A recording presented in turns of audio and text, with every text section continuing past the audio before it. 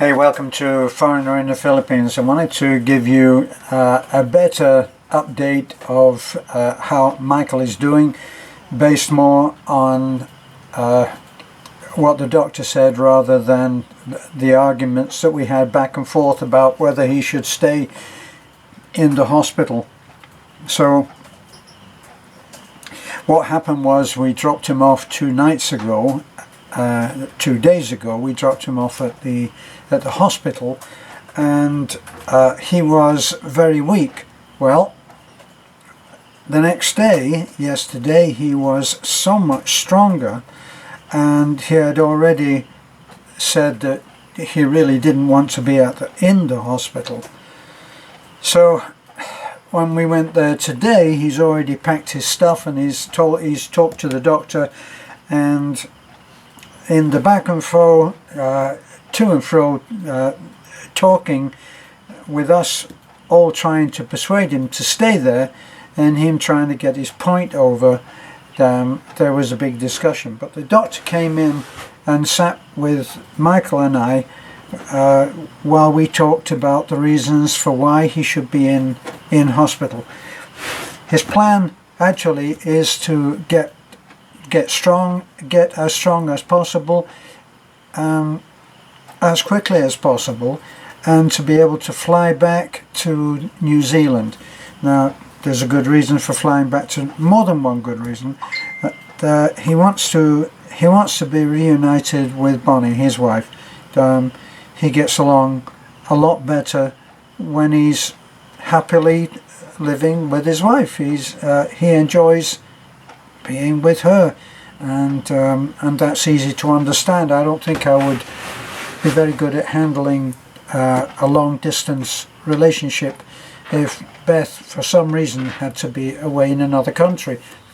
Now, there's very good reasons for why Bonnie has to be in New Zealand. She is a naturalized New Zealander, and has lived in New Zealand for almost 10 years. And once again, I don't know what it is, bureaucracy strikes again, and there are time limits on certain aspects of being retired in New Zealand, the same as any other country.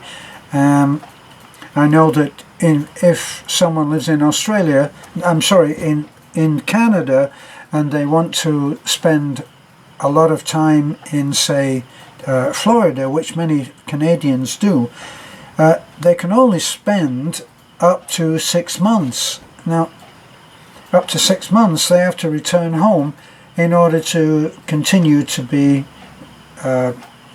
counted as Canadians. So if they don't make it in that time, then there's they have some issues. It's similar, it's not exactly the same, but it's similar in New Zealand, and that was the reason that Bonnie had gone back.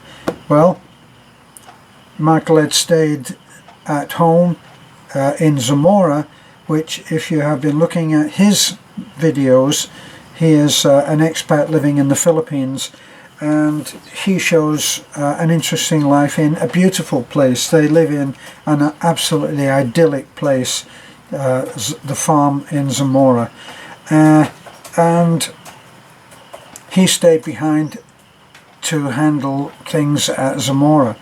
Well, when he got sick, and we didn't know about how sick he was, because he's a hard-headed Brit at heart, even though he is actually a New Zealand citizen. He's a New Zealand citizen in the same way that I'm an American citizen. We're British born. In fact, we are born within just a few miles of each other, but only met when we both came to the Philippines. So he's gonna make plans to be able to return to New Zealand in order to be able to get the free medical care that's needed there. But meantime, he had his issues to deal with here in order to be able to be strong enough to go back. And the platelets, the count, it should be up at way over 100, but it's down around 17. But even that is a positive, because it was 16 and now it's 17, and it needs to be, I think it probably needs to be around 100 in order for him to travel.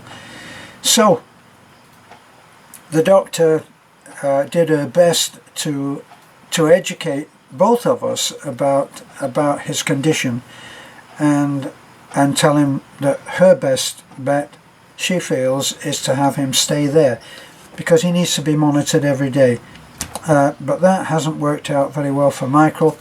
He's not one for huge crowds in his bedroom for some strange reason, and so he wanted out. So he signed himself out, and we brought him home to Beth and I and Nanai, and there's plenty of support here in order to take care of him. So we got the basic agreement with him that if there's any sign of blood, then if he's coughing it or nosebleed or anything like that, then he agrees to not to argue and to go back to the hospital, whatever the trials and tribulations are there.